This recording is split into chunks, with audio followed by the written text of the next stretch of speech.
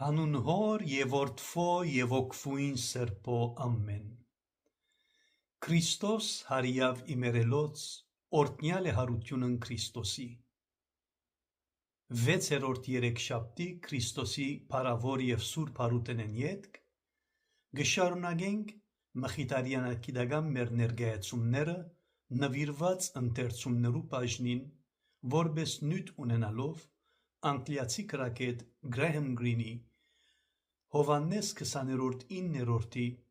վերջին ծնունդը խորագիրը գրող գործը, որու արևմտահայերեն աշխարհապարի թարգմանությունը կատարած եմ։ Ներկայացուցած էինք հեղինակի կողմէ գրված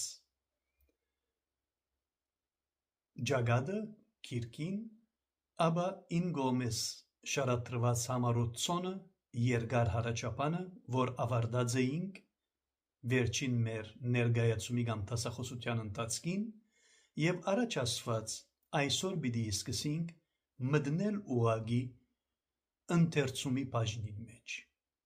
Բայց նախքան մուտք գործելը հարմար կնկատեմ 1-2 անդրադարձություններ կատարել։ Առաջին, այն բոլոր գետերը, որ ասած էինք հառաչապանի մեջ խճանկարի նման, պետք է որ միշտ մեր աչքերուն դիմաց ունենանք ավելի լավ կերպով հասկանալու համար մնայուն կերպով այս ընթերցումին իմաստը։ Երկրորդ, ընթերցումի կողքին պիտի փորձեմ նաև համառոտ կերպով ակնարկներով անշուշտ ցույց տալ, թե ինչ է իրական իմաստը, գլխավորաբար մարգարեաշունչ իմաստը այս գործին։ Երրորդ, բոլոր այն անձերը կրնան իրենք զիրենք անգամ գտնել այս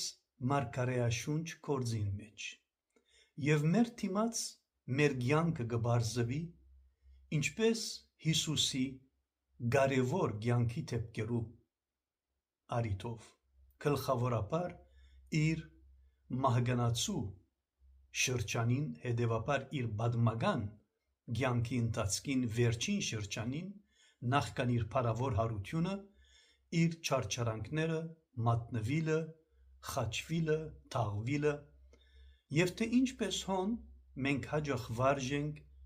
վերագրումներ կատարել մի քանի անձնավորություններու, որոնք անշուշտ ունեցած են իրենց կարևոր դերը, բայց իրականության մեջ ամեն մեկերնից նաև մեր մասնակցությունը ունենք։ Ոմանք